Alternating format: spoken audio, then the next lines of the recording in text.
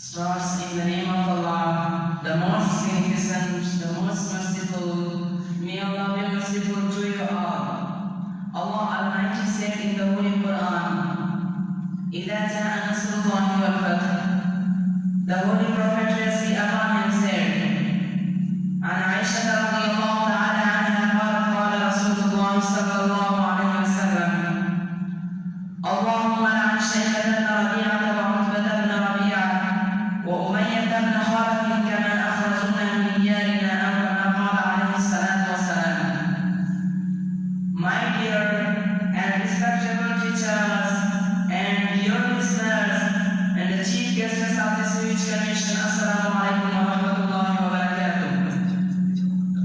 Today I have been given a topic to make speech in front of you about the independence of Pakistan. Honorable guest, it's the 14th August 2021. It is the 74th independence celebration of our dear Pakistan.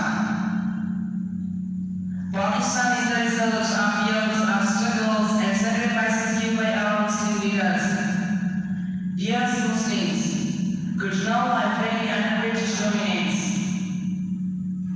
Our culture, language and religious value were at stake. It was therefore necessary for Muslims to have freedom. That's how we got independence. Dear audience, now it is our responsibility to protect our motherland Pakistan. Here is a huge commission on our shoulders. We have to work day and night for the progress and welfare of our motherland Pakistan. May Allah protect our motherland Pakistan.